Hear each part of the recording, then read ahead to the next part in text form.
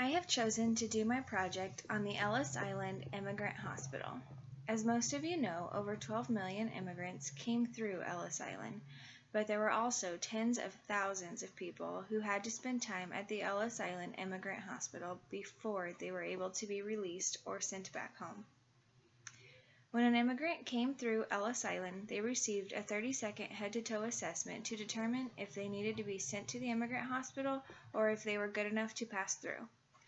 These determinations were made by determining whether or not the immigrant was physically able to work. They would look for scars, limping, difficulty breathing, or any type of physical impairment.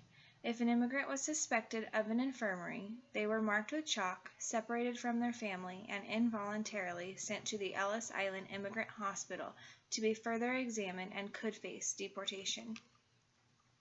The Ellis Island Immigrant Hospital was a vast medical complex with 22 buildings total. The hospital provided state-of-the-art medical care and became so renowned that physicians from other countries came to study at the hospital.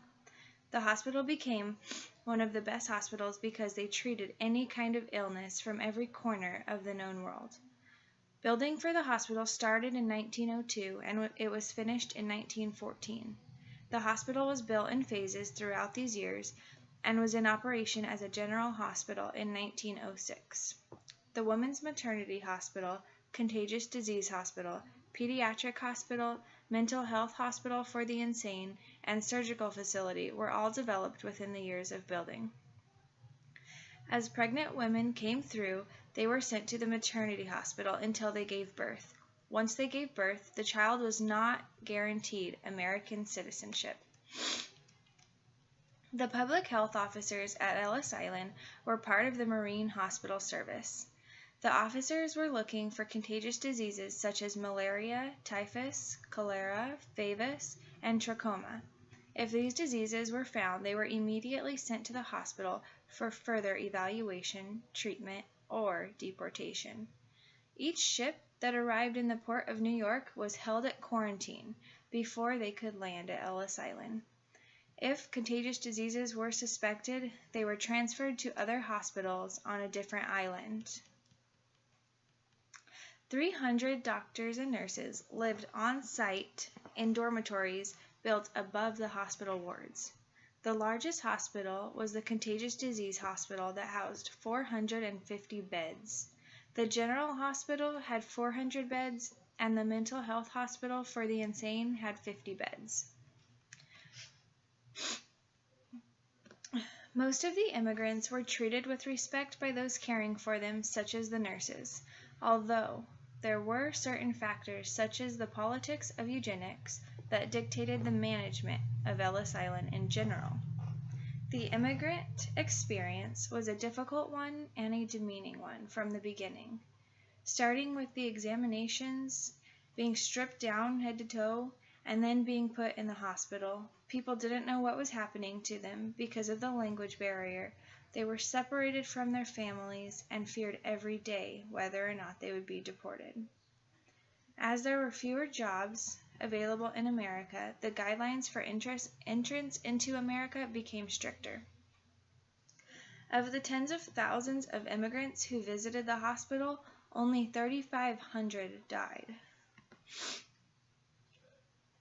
One of the primary sources I found was the Proclamation 3656 in 1965, made by Lyndon B. Johnson.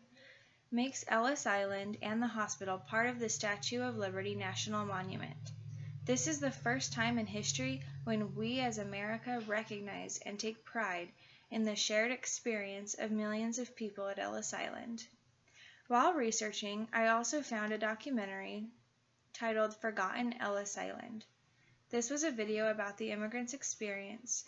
The author was able to interview immigrants who came through the Ellis Island Hospital, as well as the staff who took care of these immigrant patients.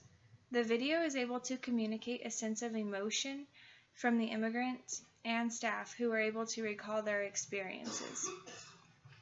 The U.S. Immigration Act of 1891 was another source I used that gives the details of who was allowed to come into America and what the initial medical examination should entail. This act states that the immigrant's initial treatment was paid for by the ship's captain, although the immigrant was held responsible for the charges. The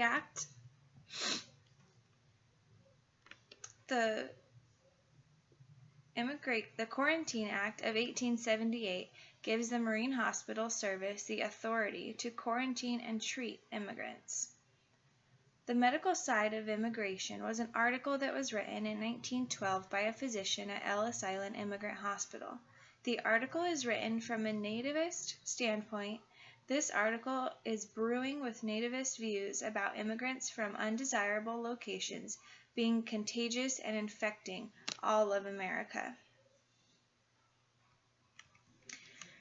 Impossible Subjects by May Nagai, Part 1, focuses on the eugenic sciences that made their way into American immigration policy, but were acted out and developed at Ellis Island Immigrant Hospital. Since the beginning of this course, I have learned about the immigrant experience more than before.